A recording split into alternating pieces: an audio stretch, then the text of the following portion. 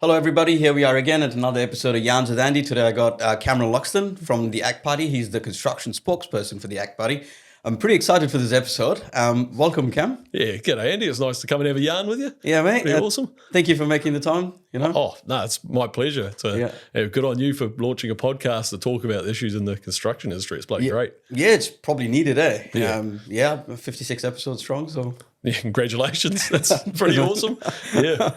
Thanks, mate. So let's get into a little bit about you, right? So what inspired you to kind of transition from being a builder to a farmer to getting into politics? Yeah, I guess we could start with what inspired me to become a builder even. Oh, yeah, cool. Let's start there. So, I mean, school was, I didn't really find myself being someone that was going to pursue an academic career. Oh, yeah. Not that, school was like horrendous, but you're in politics now, mate. Yeah, exactly.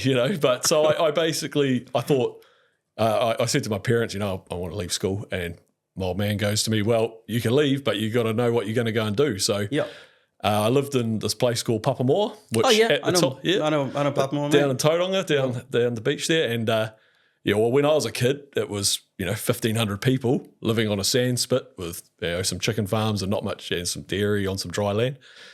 And so, it was a growing place. Someone needed to build the houses. I thought I could build those houses. So I left school and went to Rotorua, moved over there and did a pre-trade course and came back and started an apprenticeship with BCITO over in Tauranga and did that. So I did, left school at 16 really.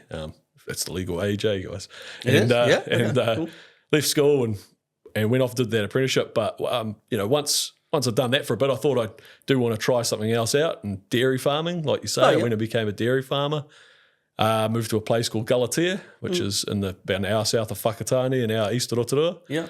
Had a great time out there, loved it, and actually did my second apprenticeship. I did an ag ITO apprenticeship in farming, but I ended up finding my way back home to Papamore, and so I went back and started a building company. And cool. Building, doing renovations and new houses. What were you doing? Building houses? Building houses, light commercial, anything really that, got a bit of a crew going. And eventually, I couldn't quite bear to see some of the things that were happening in our country beyond just building, education. Like I said, it wasn't for me and it's not for a lot of kids. And I thought I can't sit on the sidelines. I've got to help. So I turned up to a meeting with David Seymour and said, look, I don't know how I can help, but I'm a builder, so I'll put your signs up. And somehow I ended up here. So, you're the construction spokesperson for the ACT Party. Construction spokesperson. Well, so you actually got promoted from putting signboards up. So I'm really interesting. Being the first LBP and only LBP ever elected to Parliament is a huge honour and bit of a responsibility to do well for our industry and show the way that that there's getting into construction. Everyone always talks about, being a builder opens doors. And I'm sort of proof, I hope, to some people that it does open a lot of doors. Mate, it does open a lot of doors. Yeah. I'm proof of that too. Right here. Right. So what did you do a trade or something as well? Or I've got 3 degrees. Right. Got my first degree in Dubai. Right. Got my BE honours mechanical engineering. Then I got my second degree from London School of Economics. Yep. I got my third degree from AUT. Nice. True story, mate. Jeez, you're just travelling around, going everywhere, collecting these things, and they're all getting put to use in the construction industry for the good of our economy and our industry, I suppose. 100%. I mean, but more so for me, university was just party life. You know what I mean?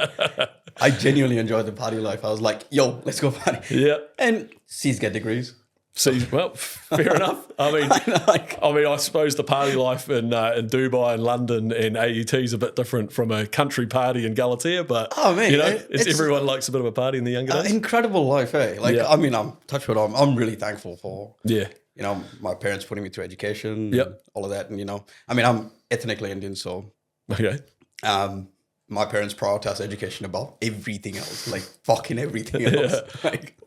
I guess that is definitely something that some families give to their kids that others don't. I mean, my family, actually, this is a bit of a personal story, I suppose, but I went back, well, it's not that, it's not like it's some deep dark secret. I went back to my high school for my daughter was doing a kapa haka performance there a couple of weeks ago.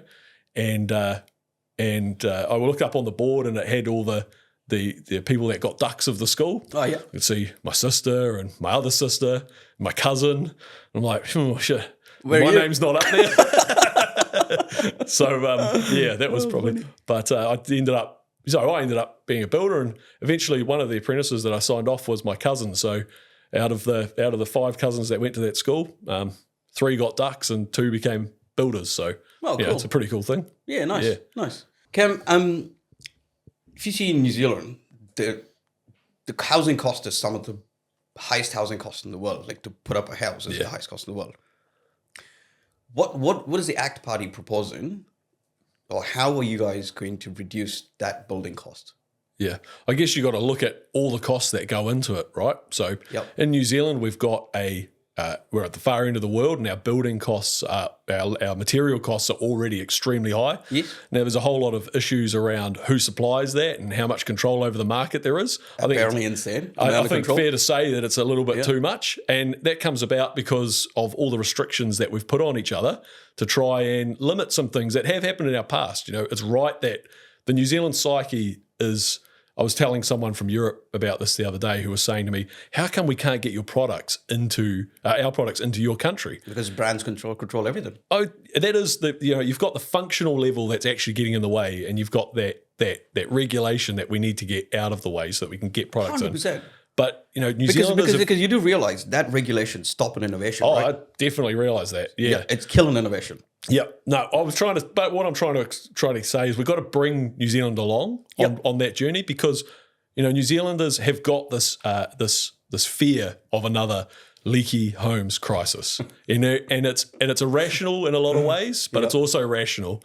And trying to explain that to people from around the world, I realise that it is something that's quite unique to New Zealand, that fear. So I think we have to actually bring people along. The idea of just saying we're open slather is not something that's palatable, but it is something that we need to start going towards. We need to start saying, there's places around the world which have got climates, geological activity, and homes that are very similar to ours. They provide building materials at a far cheaper cost. I remember it would have been about 2017, building a building in Papamoa with British plasterboard landed for $10. It was an absolute nightmare to get it signed off, but we got it landed for $10. The equivalent plasterboard in the shop, we all know that would be jib, was $25 at the time for a piece of 2.4 standard. Yeah. So, that was then, and we just have to get past this fear of the rest of the world's products coming in and influencing us. So ACT campaigned on something we were calling a materials equivalency register, where you start, this is before the last election, where you look at the rest of the world and you say what schemes and checks can be done around the world that we don't need to duplicate in New Zealand, so we can actually get these products that are cheaper, more efficient, warmer, easier to use, and basically get our housing costs down. I'm glad to see, despite not being in the coalition agreement, Minister Pink has picked up that idea and run with it. We're now going through the House right now. It's in select committee. Yep. I sit on the select committee, which is actually going through this bill, and I'm glad I am. It's good to have a builder in that room, if I do say so myself, for some of the questions that are being asked. And we're looking at the overseas materials amendment bill, which is changing some in the Building Act to get some products in. But we need to have the safeguards in place for people to feel better, but also we need to get these products into New Zealand so that our qualified and professional workforce that we have in the building industry can start using them. So materials only one aspect. Which is one aspect. That's right. It's 25% of any building cost. You've then got what comes before the materials? Oh yes. So if you want to get into, I want to talk about what comes before. No. I want to talk about design and consenting and the cost of design and consenting. Yeah. It's fucking astronomical. It is. It's insane. And it's not just the upfront costs that we all know. It's the hidden costs that can't be priced up front, the RFIs that we're all sick of, the fact that, a whole lot of design guys out there are saying, I'm going to quote on doing your building. I'm not even going to put in any prices for what the council's going to come back to me, because really fundamentally... Do you know what the standard amount of RFIs raised on any commercial construction is? Oh, no, you're going to have to tell me that one. It's on an average of 1 per day. 1 per day for the entire application period? No, not the application period. I'm talking from a builder raising RFIs on a design during the construction phase the builder raises one RFI a day Oh, right. querying the design after the council's checked it.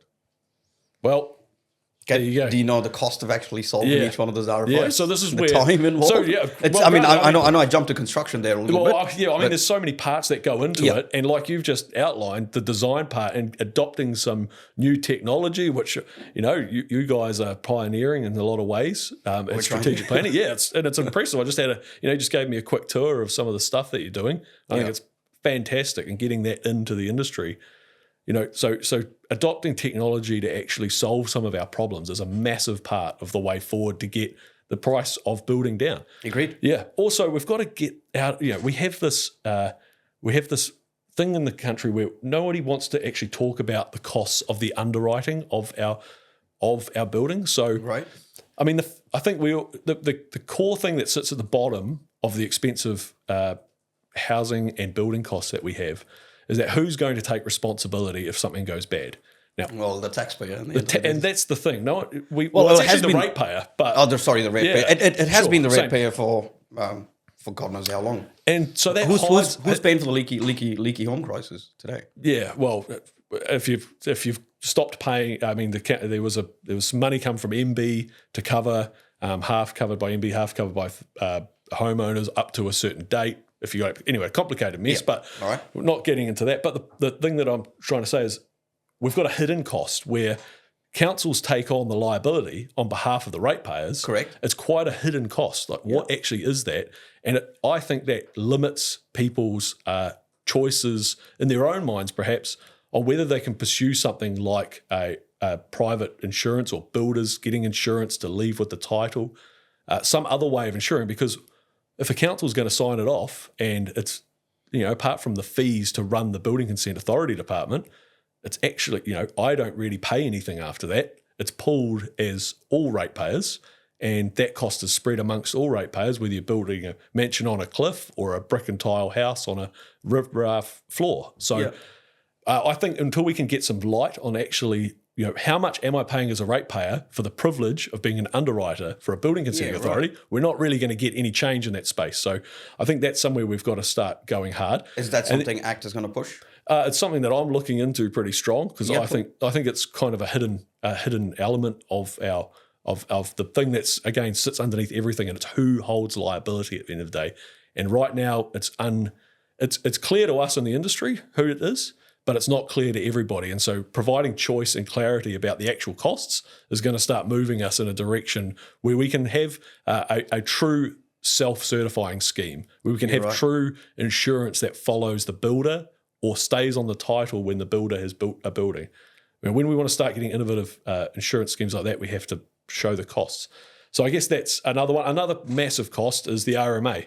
Yeah, the RMA. So just getting a title issued, even getting your 224 so that you can even apply for a building consent is just over the top.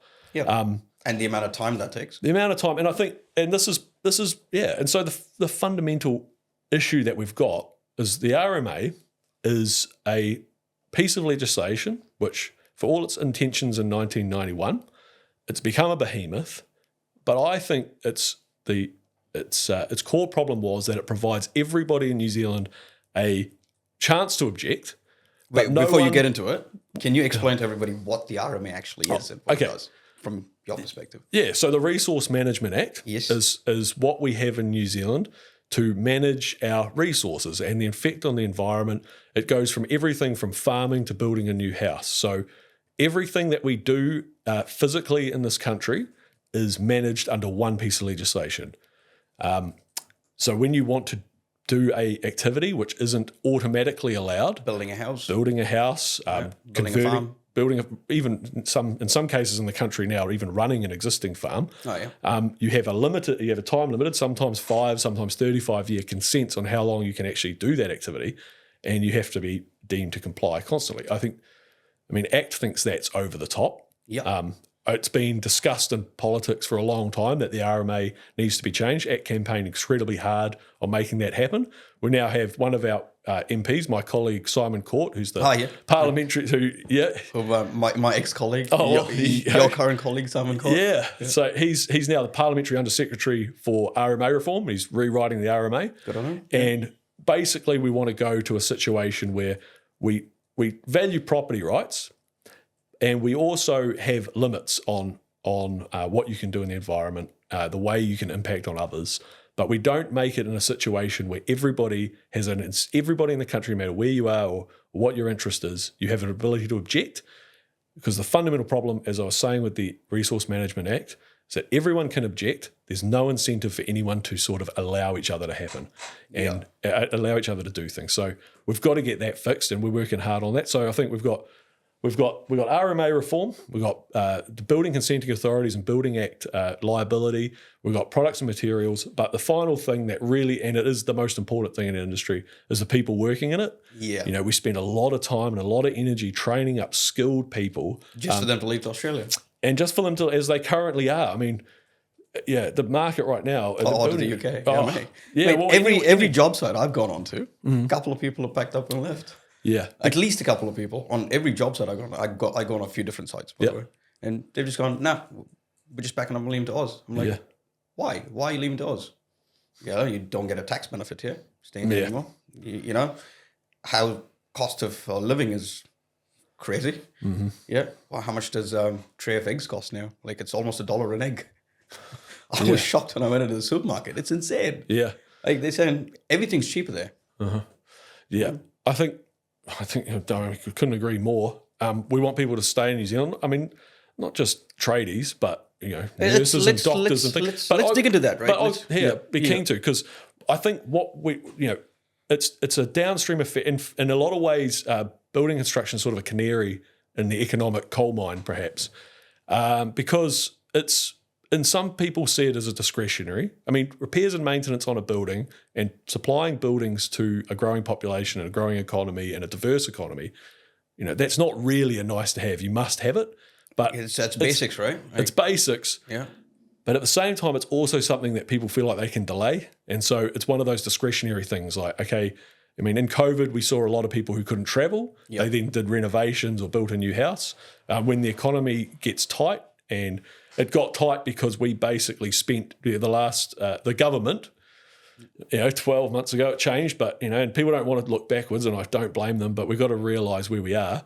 We've spent all the money, and it created not just debt for future generations to handle, it created inflation, which we need to be dealing with, which we are dealing with now, and inflation has hit assets and construction the hardest. So it's increased asset prices because that's where the money's gone, but also it's made it bloody expensive for us to build anything. And at the same time, because the Reserve Bank has to get inflation under control, they upped interest rates, and the first... OCR's like what? They just dropped the OCR It dropped again. It dropped again. But and that's because the government's been getting spending under control. Not as much as ACT would like to see. Well, we definitely think there's a lot more. I mean, rather than just taking a trim off the top of every department, there are departments that probably don't need to be there, and that would be saving a lot of money. There's programs that we need to be winding back. Some of those departments that you'd like to see challenged? I don't want to get my colleagues into a position where they have to start talking about things. But I mean, look, there are departments which are not providing. Return on investment. And rather than trimming across the top and just saying we expect all CEOs to find 6.5%, we would say we need to identify underperforming departments and reform some of the things that are happening in our public sector. So, but going back to I like that thinking though. I genuinely like that thinking. You go get value for money. There's bang for my buck. You hit those departments that aren't providing that value and start digging into saying, for you, it's going to be 30%. For you, it's going to be 2%. So depending on the value that's actually delivered for New Zealanders. Yeah. So that's exactly right. So I mean, that was something we talked about before the election, and something that we still discussing what parts. But there are ministerial portfolios, and my other colleagues who have spokes roles in their areas have got more to talk about in those areas. I would say things like even programs like Jobs for Nature, which wasn't actually providing a ROI on what was being spent, things like that, which need to be wound back. But I know I'm getting into a lot of the economics of this, basically when the Reserve Bank has to start fighting inflation, they up interest rates. Interest rates are the cost of borrowing money. Most New Zealanders, when they build, borrow money to do so. When borrowing gets more expensive, building becomes less affordable. Slow it down. So that was a long way to get to the point I want to make, which is in New Zealand, we have a business cycle. And, one of the reasons I left building to become a dairy farmer wasn't just that that dairy farming was something I wanted to do. It was also that was the height of the GFC, and there was no work. 2008, Yeah. Right. Yeah. So there was no work. So we had running up to the GFC, we had a whole lot of, we've got a boom going. We need to get more people into the industry and just flood the industry. And, I was lucky because I was just ahead of that wave, but that wave came in, we're having a boom. We need more people. And, sorry, the bottoms fell out and we're all gone. It's just not sustainable. And we did it again this time. Yeah. We had a boom and the government was coming up with incentives to get apprentices in and saying, we need more workers. And yes, we did need more workers, but it's because we're riding these waves like this. As soon as the tide goes out, you can see who's not, swimming with clothes on in a way. Yeah. And ask me, I'll tell you all about it. And so we're literally in a bus cycle right now. we're in a deep. It's quite horrible to hear from some people. We go boom and bust. And we've got historical data to actually know that we go boom and bust. Yeah. Right. How do you flatten that boom and bust?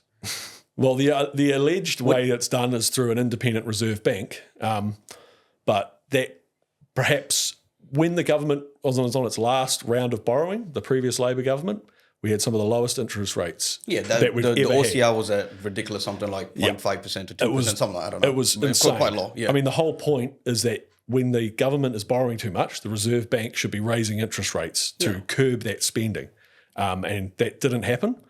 And then when we started hitting the bust, the inflation came along, and all of a sudden, the Reserve Bank was lifting interest rates to fight that. Well, we're already loaded up with debt. So, I think we just have to have responsible people at the helm. And New Zealanders, we're in a representative democracy. We have to elect responsible people to actually run our economy. And so if we're going to have a fiat currency system and we're going to have an independent reserve bank, they have to be independent. They have to do what's right for the currency supply. We can't be charging through these boom and busts. But I mean, I'm getting into this. You got me here as a builder, and here I'm doing some politics, 101 economics thing, if I even get it from someone who left school too young. But the point I'm trying to make is that the government should be getting out of the building sector, should be not interfering, because all that is doing is pouring people in when we don't need them. Yeah. I fully agree, right? Here's my problem, right? Every political party gets to campaign on a set of projects you're going to build in your term. Why do you get to campaign? What projects you want to build?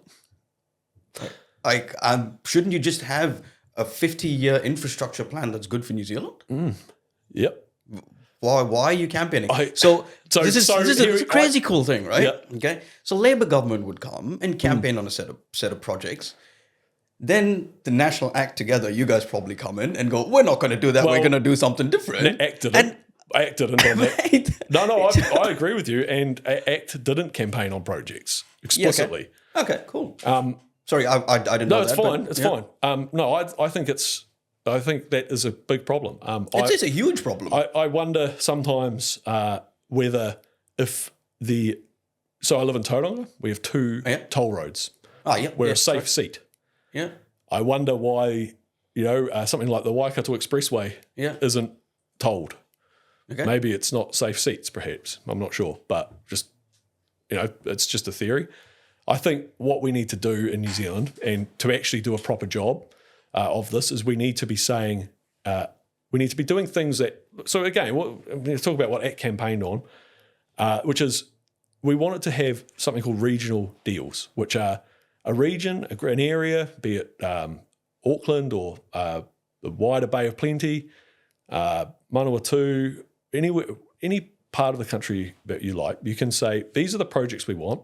We want these sort of healthcare, we want these hospitals, we want these schools, we want these roads. Hang on, I have a problem with that. Sure. It's not what you want. No, it's what the New Zealanders need. There's a big difference between that and, okay. But let everybody have this. Let the region have their say on what they want. Okay, cool. Yep. Okay, I see where you're going to this. Then say, this is all the stuff that we could possibly think of for the next 50 years that we want. Yep. And then you go, all right, well, this is the costs. Okay. If you want that bridge or that port or that railway, that's the costs. How much are you willing to stump up? How much is the government going to stump up? How much are we willing to find public-private partnerships? How much are we happy to have how much are we happy to have foreign investment? How much user pays and tolls are we happy to have? Yep. This is how it's paid for. And then say, look, this is sustainable. This is what the region wants. This is what the people are willing to do. This is what the government will put in. Yep. And let's have a conversation in the region about it and agree to it, kind of like a long-term plan on steroids. Yep. And that will, when you get people in a region to say, this is what we've agreed on, it's going to be a lot harder for a government to come in and start swapping things out. Interesting. Right? Because if you're saying, look, we've come up as a region with this idea, yep, and so a hypothetical future election, yep, we've agreed on these projects, we've agreed on this way of financing it and paying for it, and you're now coming to us and campaigning that you're going to cancel that and build, light rail or a bridge or a road in across State Highway 29 that we didn't agree on or we did agree on. Point is, if you're trying to change that plan, that's a lot higher bar for a politician to come in and do. So I think because you've already got the local support. You've got the local buy-in and you've got people invested in and they've had those discussions and come to those agreements. So it wouldn't be so easy to pull the wool. That's what I think, because we do live in a democracy with elections every 3 years. Yeah. We have to. There's no government that can tie future government up. We do need to do it in a democratic way. The best way for democracy to work is for people to have the most buy-in possible. Yeah, have a say. That's why it's called a democracy. Right? Yeah, right. Yeah. I want to touch a little bit on your views on PPPs. Yeah. In New Zealand, we haven't had a lot of PPPs. The ones that we have had haven't gone as well as they could. Yep. So, do you think we will have more PPPs moving forward, or should we have more PPPs in New Zealand? Yeah, I think so. I think the government's had the government's had a reputation growing around it for being a bad client, and that's probably fair from what I've been hearing through the industry. Well, one term is only 3 years, so you mean and most construction projects go over 3 years, so you're going to be dealing with multiple governments. Yeah, so that also is a problem in itself. I mean, having a client that we all know, you have when I'm doing a renovation or a house and someone comes in, when the client comes in, they say, oh, that's great, I want to change that and that. It's like, right, look, we're going to write down what you actually want to do. Yeah. And you're going to sign and say, yes, that's what you want to do, because this is going to cost a lot more. Yeah. And government doesn't always pay attention to that. And that's just a quick way that I'm talking about in a residential building for a quick change. It's a lot bigger and more nasty when it's a big piece of infrastructure. So government's got to do better. Now, Simon Court, again, talk about Simon, but we're fortunate to have him in government doing these things. He's redoing the way government handles PPPs and the way PPPs will work in the future. It's probably better to talk about that because it's still a work in progress and he's consulting on it right now. But cool. I think there's going to be a whole lot more coming out of that. Yeah, so we will see a few more PPPs coming out. Oh, I hope so. I definitely hope so. Yeah. And you believe it is better for the country having PPPs? Yeah, definitely. Yeah. Why? Well, I think getting anybody with expertise who can do complex projects in to do them is a good idea. But also saying, how can we fund it? How can we finance it? How can we deliver something that is actually going to be useful is something that the government can't do alone. It's something that there's experts that can and there's businesses that can, but we need to have surety in the way we do these things. And right now that doesn't exist as well as it should. Interesting. Yeah, cool. Well, what do you think of PPPs? I don't know a whole lot about PPPs. I'm learning more about them. I spent 6 weeks on a project. Long story short, I won't get into the details of that project on camera, but that's my first exposure to PPPs. I'm assuming you already guessed which job that is. Yeah. All right. I think PPPs are good for the future in New Zealand. The government knows how much you're going to spend over a period of time. Your costs aren't going to fluctuate, so it'll be easier for budgeting purposes. Those are my initial thoughts. You do have to, and the thing that this is what needs to be worked out properly is that because, we can't have change. We need to have decent contracts in New Zealand. Yeah. People need to know what they're signing up for, and we can't have every type. Transmission gully has got a. We can't end up at I figure that's like 10 years that's gone on for, and give or take. And it's we can't have things ending up in court every time. We've got to figure out a way up front to sort these out, and that's what Simon's trying to do. Put the framework in place so that people, so companies that are coming in to deliver projects know what they're signing up for, and the government knows what they're signing up for. Mate, introduction of technology would really, really help that process. Yeah. My opinion, but fair. shit that I've been working on as well. It's technology. It's what is it? It's like understanding your scope. It's not that complex, right? It's like people have been building shit since the pyramids. Like, why are we trying to reinvent the wheel? You know? Well, I couldn't agree more. People have been building stuff for a long time. It's it used to be, simpler buildings, and as they got more complicated, we need more, and we expect higher quality out of our buildings. So, and our infrastructure, and we've got a whole lot more input and people to say on it. So you're right. Technology will provide certainty, and certainty reduces cost. 100%, and reduces your risk profile. They're reducing your cost because risk is where half your costs are. That's why you end up in court because risks aren't clearly understood, or risks hit somebody and boom, you're massive delays and overtime or cost overruns, time overruns, and then you go, oh shit, I need to end up in court to resolve this because And then you have good people getting burnt, like good people in the industry getting burnt by that part. People, I'm sure some have, but a lot of tradies and people getting into infrastructure, they didn't get in there to fight legal battles. They got in there to build stuff. And the more technology can sort it out up front, the less problems we're going to have at the other end. So 100%, man. I couldn't agree more. Yeah. You guys are doing a review of the earthquake-prone buildings, and the implementation of that review it's passed through policy and it's been stopped. Correct me if I'm wrong. So basically, what's happened since the tragedy that was the Christchurch earthquakes? Yes, we have had a ever-growing law around earthquake-prone and earthquake-risk buildings and national building standard percentages of a building. And it's all a bit confusing for people, and it scares investment off into small towns. So you take, there's a lot of towns in New Zealand. New Zealand's a growing country, and rapidly. We're grateful for that.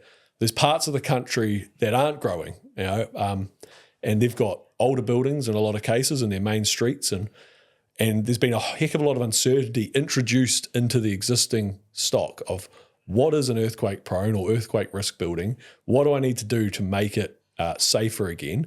And that's been creating a lot of fear and like I say, people not wanting to take a punt in some of these areas. So there's parts of New Zealand that haven't been growing, and they need some support in that way, and certainty is a type of support. So what the government's done, and Minister Penk has been leading a review of our earthquake-prone building laws. Yeah, I think that's a very sensible thing to be doing, and we've just passed a law in government that's delayed some of the implementation of the existing rules to give some more.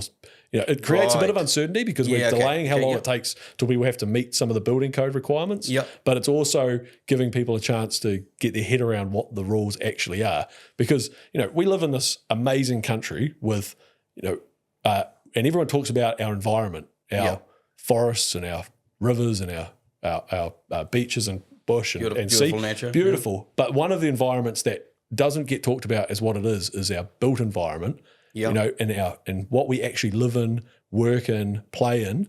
The thing that, a massive proportion of New Zealand's population work to build and develop for us, we need to have that spread across the country. And I think in growing towns, it's easy to think, well, we just need to figure out how to get the next building built. Yeah. And that's very important. In other towns, it's like, how do we maintain what we've got and make sure that our environment, our living environment where we living, where we're housed, where our businesses are, where we go shopping, is not only safe, but also sustainable and going to be there for the future. So for the next 100 years. Yeah. And beyond. Yeah. So I think the beautiful heritage that we have in New Zealand, in a lot of cases, it's not going to be saved because someone passes a law saying your building is now heritage. You're never allowed to do anything with it because we want it to look like that forever. It's going to be saved because we put sensible laws in place that allow people to use these buildings and develop them and make them into something that is an asset to the community and not an eyesore down a main street, which unfortunately has been the case for too many buildings. And I love buildings and I want to see some beautiful heritage buildings, whether the class is heritage or not. The history of New Zealand showing up in a brighter, better way for the future. So I think doing these sort of sensible things in government is what politicians can actually achieve. Yeah, right. You can talk about the high and mighty ideals, but actually our assets that we have, we need to be looking after. And maintaining them, yeah. Yes, Cam, mate, thank you so much for all your insights today. I really appreciate your time. I appreciate you taking the time out coming here, having a yarn. Yeah, it's good yarn. It's a great name for a podcast. Hey, Yarns with Andy's pretty awesome. Yeah. Funny, my wife actually chose the name. Oh, did she? Good on her. She we came up with a list of, I think, 50 odd names. Yep. And she was like, that one. And I'm like, yeah, cool. We'll just call it Yarns with Andy. And so, you know what? Actually, it reminds me of this story that I think I've said it in Parliament before. And it's one of the things that made me go, I need to get maybe a bit more involved, as I was having a yarn in a half-built garage sitting on an upturned bucket. And it was a middle of smoko, and we're talking to all the tradies. I think the stoppers and the painters were there. And someone asked me, they're like, how does this lot think that they can build 100,000 houses without changing any laws? Yeah, right. How can they not do the RMA or not do the Building Act? How do they possibly think they're going to do 100,000 houses better than we can without changing the laws that we all remember? And I said to him, mate, just having a chat. I don't know how they can. Yeah. But I don't think they will. Yeah. For sure as hell it turned out not to. And they didn't. But, we're not going to be a government. It's not ACT will not be part of a government that is taking over people's lives and telling them how and where they can spend their money and how they're going to build. We're going to be a party that's part of a government that allows New Zealanders to build the way they want to build and live the way they want to live and work how they feel like they should work. Freedom of choice. Freedom of choice. That's what we're all about. So anyway, I thank you very much. Good on you, Andy. mate. Great to have a yarn with you. Thanks, mate. Thanks Awesome. for coming, and I'm grateful for all the insights that you've given us. It's been pretty epic having you on. Oh, cheers, mate. Appreciate cheers, it. bro. Thanks, bro.